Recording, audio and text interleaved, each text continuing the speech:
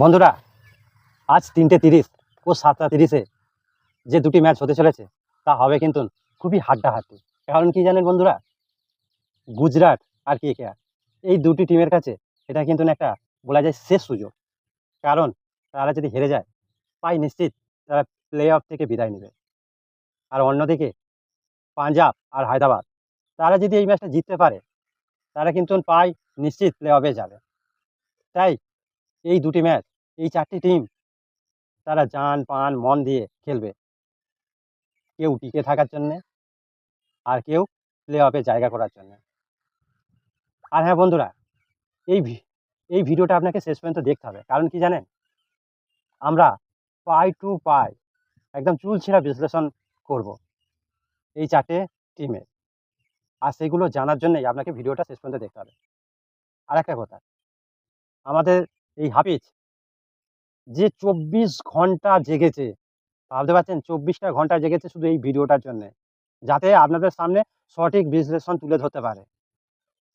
তাই ভিডিওটা আপনাকে দেখতেই হবে হাফিজের জন্য।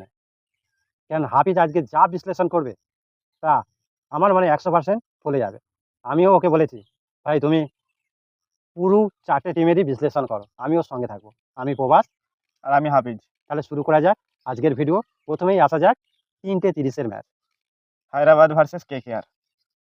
প্রথমে আসা যাক হায়দ্রাবাদের কথায়।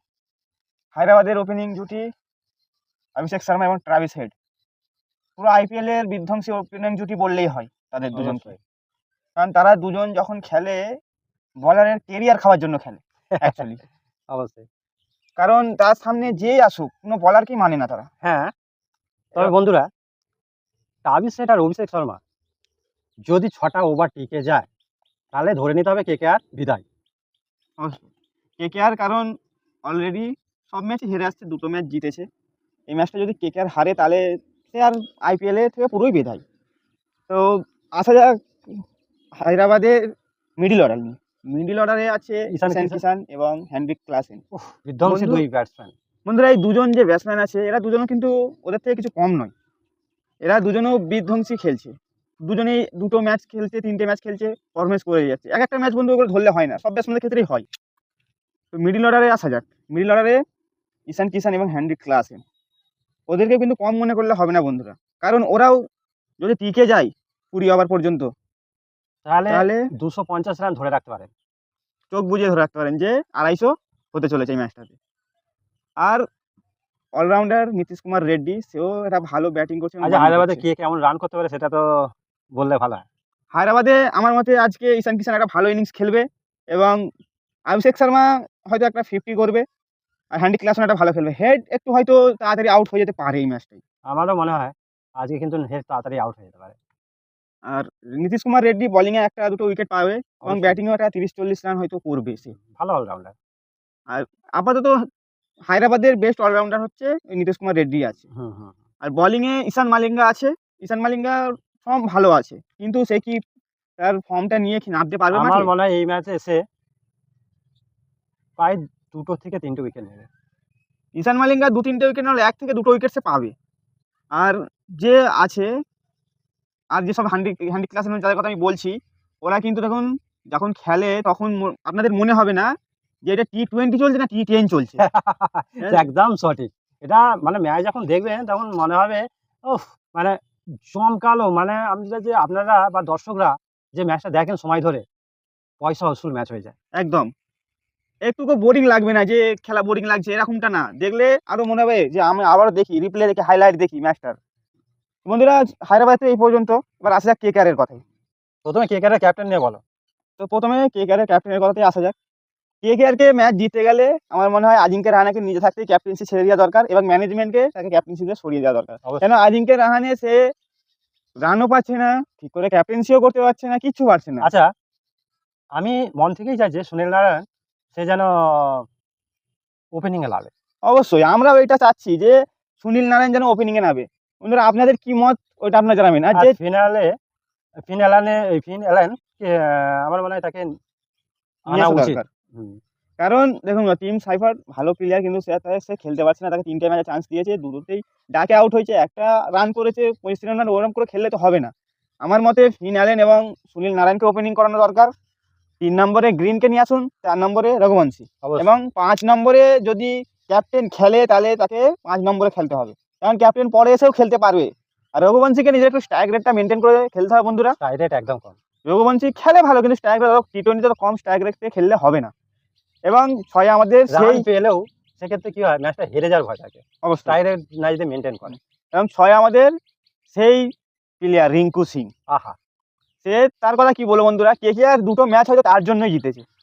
তার জন্যেই জিতেছে। কারণ বন্ধুরা দেখুন, একটা ম্যাচে 5টা ক্যাচ আর 85 রানের ইনিংস বন্ধুরা। হায় হায়, ঠিক আছে, সে কেকেআরকে জিতাবার জন্য সে নিজের পুরোটা দিয়ে দেয়।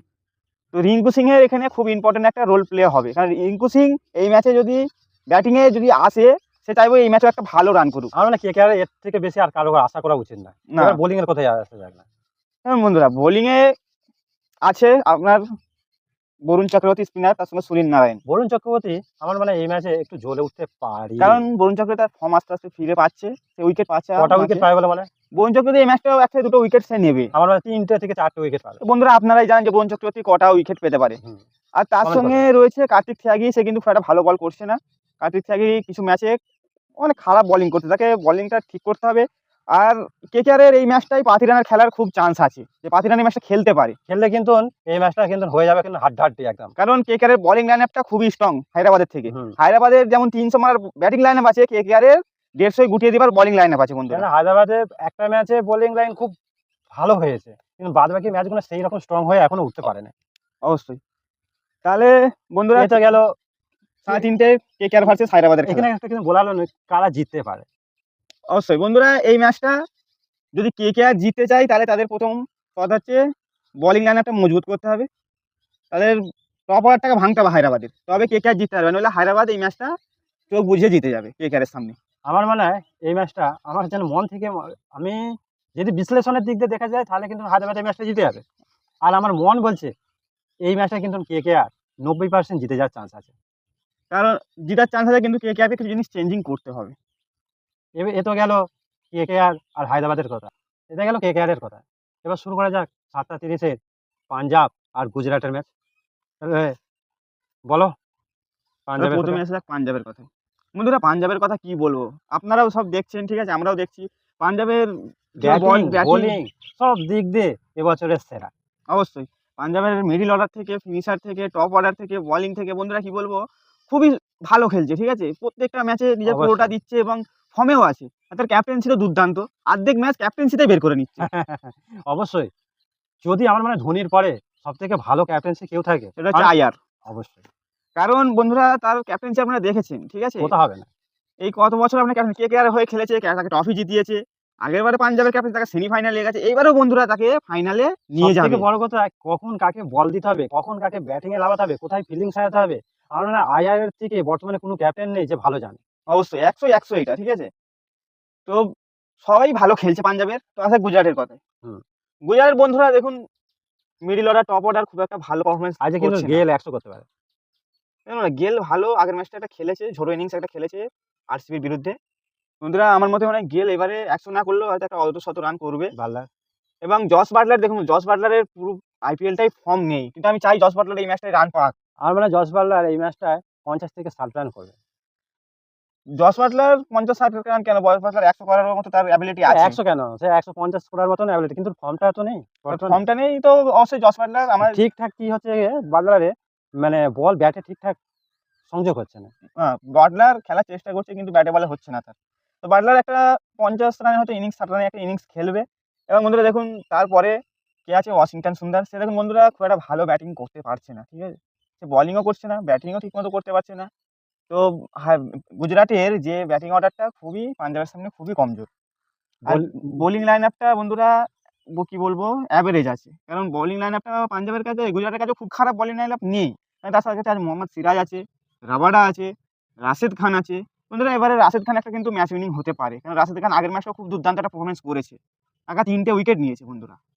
এই ম্যাচটা তো আমি চাইবো রাশেদ খান 1 থেকে 2টো উইকেট পাবে আমার প্রেডিকশনে। 3টে।